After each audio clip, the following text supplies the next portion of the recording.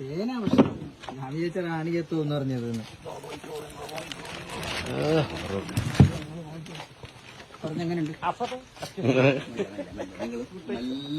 അപ്പൊ ഞാൻ ഇപ്പൊ വന്നിട്ടുള്ളത് ചെറുതേനീച്ച കുഞ്ഞാട്ടനുണ്ട്, നമ്മളെ ഏറ്റവും അടുത്ത സുഹൃത്ത് കുഞ്ഞാട്ടൻ. അപ്പൊ കുഞ്ഞാട്ടൻ ഒരു 20ഓളം പെട്ടി പിന്നെ ഒരു സ്ഥലത്തുണ്ട്. അത് നോക്കിയിട്ട് ഇപ്പൊ നമ്മൾ തേനെല്ലാം എടുത്തിട്ട് വന്നിട്ട് അവരുടെ വീട്ടിലില്ല 3 പെട്ടിയോളം ചെറുതേനീച്ച പെട്ടി എടുക്കാനാണ് ഇവിടെ വന്നിട്ടുള്ളത്. ഇതൊരു മരത്തിന്റെ പെട്ടിയാണ്. കുറെ വർഷം അല്ല 4-5 വർഷമായല്ലോ കുഞ്ഞാട്ടൻ.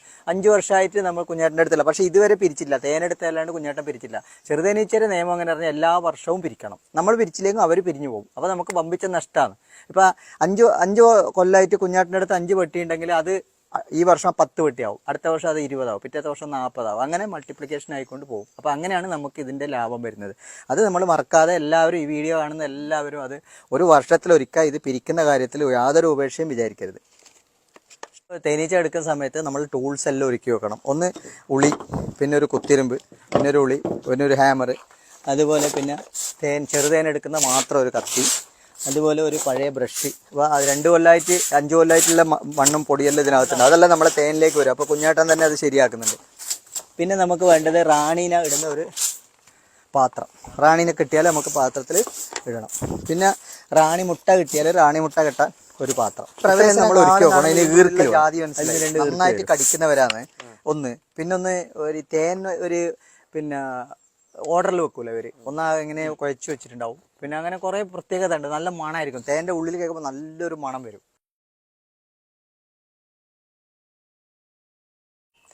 നമ്മളിതിപ്പോൾ ഓപ്പൺ ചെയ്യാൻ പോകുന്നത് ഇപ്പോൾ 5 വർഷമായിട്ട് പൊട്ടിക്കാത്ത തേനെടുത്തെന്ന് പറയുന്നുണ്ട് കുഞ്ഞേട്ടൻ. അതിപ്പോൾ ഇതിൻ്റെ ഉള്ളിലുള്ള എന്തെങ്കിലും സംഭവം നമുക്ക് നോക്കാം.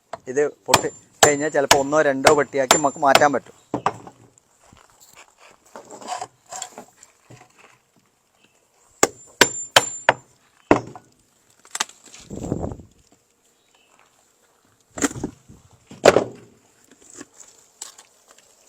ഒരു കിലോ തേനുണ്ട് ഇതിനുള്ളിൽ. 1 കിലോ ചില്ലറയൊന്നുമല്ല.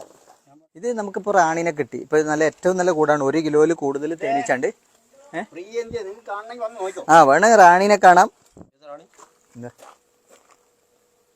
എന്താ ഫ്രോക്ക് ഇട്ട സുന്ദരിയാന്ന് റാണി. അത് റാണീനെ കിട്ടുന്നവരെ നമ്മ അവിടെ നിൽക്കും. ചേച്ചി കണ്ടോ റാണീനെ? അത് നോക്കിക്കോ, അത് പറക്കൂല. സാധാരണ പെട്ടിയിലെല്ലാം 1/2 കിലോ തേനെ ഓരോ തരും. കഴിഞ്ഞ വർഷം കുഞ്ഞാട്ടൻ പറഞ്ഞത് ഞാൻ കഴിഞ്ഞ വർഷം തേൻ എടുത്തെന്ന് പറഞ്ഞു. പിന്നെ എങ്ങനെ തേൻ എടുത്തെന്ന് അറിയില്ല. തേൻ എടുത്താലും ഇതിൽ 1 കിലോ തേൻ വരെ ഉണ്ട്. പൂമ്പൊടി ഉണ്ട്. തേനിടെ വെച്ചിട്ടുണ്ടാവും നിങ്ങൾ? ഇല്ല. അപ്പോൾ അത്രയും തേൻ ഉണ്ടാക്കുന്ന ഒരു സംഭവമാണ് ഇത്. ആ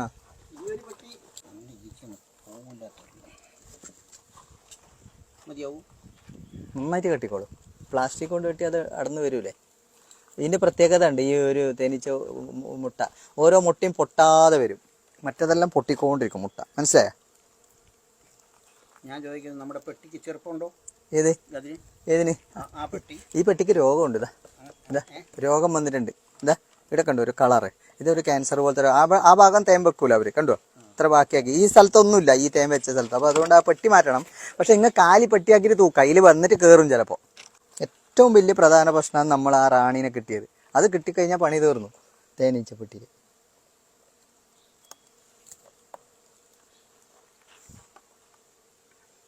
തേനിത എടുക്കുന്നുണ്ട്. തേൻ അതിൻ്റെ എടുത്തു കഴിഞ്ഞിട്ട് ആദ്യത്തെ മുട്ട അതിൽ തന്നെ ബാക്കിയാക്കുന്നുണ്ട്. കുറച്ച് മുട്ട.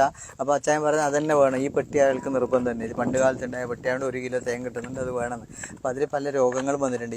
ഇതുപോലത്തെ പൂപ്പൽ രോഗങ്ങൾ ബാധിച്ചിട്ടുണ്ട്. ഇത് ബാധിച്ചു കഴിഞ്ഞാൽ ഇവിടെയൊന്നും തേൻ വെക്കൂല അവർ. അപ്പോൾ അതുകൊണ്ട് അതിനെ കഴുകി ഉണക്കി വൃത്തിയാക്കി പിന്നൊരു ദിവസം കയറ്റാന്ന് പറയുമ്പോൾ അവർ പറഞ്ഞ് ഇതിൽ തന്നെ വേണം, അത് നിന്നോളൂ, അത് ശരിയാവുന്നുണ്ട്. അങ്ങനെ ആ മുട്ട എടുക്കാതെ നമ്മളവിടെ വെക്കുന്നുണ്ട്. ഇപ്പോൾ നോക്കാം നമുക്ക് അതെന്ത് അടുത്ത വർഷം.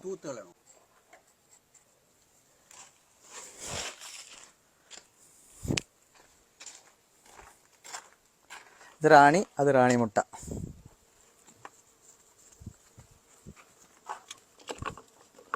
പിന്നെ പൂമ്പൊടി മാത്രം എടുക്കുന്നത്. തേനെല്ലാം അച്ചായൻ തന്നെ എടുക്കും. അതിലേക്ക് അവർക്ക് എടുത്തിട്ട് നല്ല പരിചയമുണ്ട്. നമ്മളെ അങ്ങനെയല്ല, നമ്മളൊരു ഈ മരത്തിൽ നിന്നെല്ലാം നമ്മളധികം എടുത്ത് കുറവല്ലേ. നമ്മൾ പെട്ടിന്നല്ലേ അധികം എടുക്കുന്നത്. മരത്തിൽ നിന്ന് ചെറുതേനീച്ചയുടെ ആയുസും മറ്റേ തേനീച്ചയുടെ ആയുസും ഒരേപോലെയാണ്. 60 ദിവസം ആയുസാണ്. ഇതിന്റെ റാണിക്ക് പറക്കാൻ പറ്റൂല. മറ്റേ റാണിക്ക് നന്നായിട്ട് പറക്കാൻ പറ്റും. ഇതിന്റെ റാണിക്ക് പറക്കാം. റാണി ഇണചേർന്ന് വന്നിട്ട് ഗൈനിയാന്ന് ഇപ്പൊ മുട്ട വിരിഞ്ഞ് റാണിമുട്ട വിരിഞ്ഞിട്ടുണ്ടാകുന്നത് ഗൈനിയാണ്. ചിലപ്പോൾ ഭാഗ്യത്തിന് നമുക്ക് ഗൈനിനെ കിട്ടും ഇതിൽ നിന്ന്. ഒരു ഗൈനി ഉണ്ടെങ്കിൽ പിന്നെ അവർ ഇണചേർന്ന് വന്നു കഴിഞ്ഞാൽ പിന്നെ അത് റാണിയായിട്ട് മാറി. പിന്നെ ആ ഗൈനിനായിരിക്കും അവർ റാണിയായിട്ട് അംഗീകരിച്ചിട്ട് അവർ അനുസരിക്കുന്നത്. അതുകൊണ്ട് നമുക്ക് ആ ഗൈനിനെ നമുക്ക് ഇത് കിട്ടിക്കഴിഞ്ഞാൽ നമുക്ക് ഈ ഒരു കൂടും കൂടി ഓക്കെ ആവും, മൂന്നാമത്തെ കൂടും. അല്ലാതെ തന്നെ അതിൽ റാണിമുട്ട ഉണ്ടാവും. ഇപ്പോൾ എത്ര സ്ഥലത്ത് നമ്മൾ എടുത്തിട്ടില്ലല്ലോ, കുറേ കുഞ്ഞുങ്ങൾ അതിൻ്റെ ഉള്ളിലുണ്ടല്ലോ, ചാവാതെ ബാക്കിയായതുകൊണ്ട് ഈ കൂട് എങ്ങനെയും രക്ഷപ്പെടും. അതിൽ ഉള്ള പ്രശ്നം എന്ന് പറഞ്ഞാൽ ഇതേ ഉള്ളൂ, ഈ രോഗം വന്ന സ്ഥലത്തേക്ക് തേൻ വെക്കാൻ പറ്റൂല എന്നുള്ളൊരു പ്രശ്നമേ ഉള്ളൂ. രോഗം അടുത്ത് വന്നിട്ട് ആടെ ഒരു പ്രത്യേക സംഭവം ഉണ്ടാക്കിയിട്ട് അതിൻ്റെ മുകളിൽ വെക്കുന്നത്, ഈ അടിയിൽ പ്രശ്നമായതുകൊണ്ട്. അങ്ങനത്തെ കുറച്ച് കാര്യങ്ങളേ ഉള്ളൂ. 35 ഡിഗ്രി സെൻറ്റിഗ്രേഡിൽ തേനീച്ച കൂടിനകത്ത് ചൂട് നിലനിർത്തണം അവർക്ക്. മുട്ട വിരിയാനല്ല, അത് ആവശ്യമുണ്ട്. കൂടുതൽ ചൂടായിക്കൂടാ, കൂടുതൽ തണുപ്പും ആയിക്കൂടാ. അപ്പോൾ അതിൻ്റെ ആ ടെമ്പറേച്ചർ അവർ ക്രമീകരിക്കാൻ വേണ്ടിയിട്ട് അവർ ഒന്നിച്ച് ചിറകടിച്ചിട്ട് പല രീതിയിലും അവർ പ്രയത്നിക്കുന്നുണ്ട്. അപ്പോൾ നമ്മൾ ചെയ്യുമ്പോൾ ചെറിയ കൂടുണ്ടാക്കി കൊടുക്കുന്ന കാരണം അതാണ്. ഇപ്പോൾ അച്ചായൻ പറഞ്ഞില്ലേ വലിയ കൂടതെങ്കിൽ നല്ലോണം തേൻ കിട്ടുന്നു, അതല്ല പ്രശ്നം. വലിയ കൂടായിട്ട് നല്ലോണം തേനല്ല, അവർക്ക് എത്രത്തോളം പണി കുറച്ച് കൊടുക്കുന്നത്, അതാണ് നമ്മൾ നോക്കുന്നത്. ഞാൻ എൻ്റെ ഒരു കാര്യത്തിൽ തേൻ കിട്ടുന്നത് നോക്കുന്നേ ഇല്ല. തേനൊരു വിഷയമല്ല. സ്ഥലം കൂടുതലുണ്ടെങ്കിൽ മുട്ട പെരുകുന്നതനുസരിച്ച് പിരിഞ്ഞു പോകാതെ അപ്പുറത്തോട്ട് അതല്ല.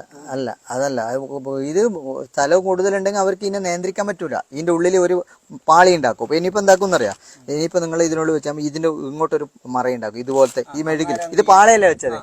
അതെ, അവർ ഇതിനിപ്പുറം വിടും, വേസ്റ്റ് എല്ലാം കൊണ്ടിടും. വേസ്റ്റ് അങ്ങനെയാക്കും. ഇവർക്ക് നിയന്ത്രിക്കാൻ പറ്റുമല്ലോ ഇത്ര സ്ഥലം. അപ്പോൾ അവർ അങ്ങനെ ചെയ്യും.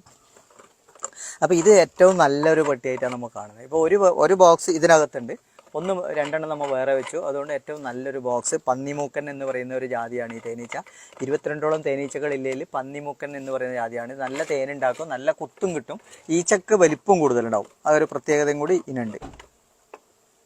ഇത്രയുമാണ് എനിക്ക് ഈ തേനീച്ചയെ പറ്റി പറയാനുള്ളത്.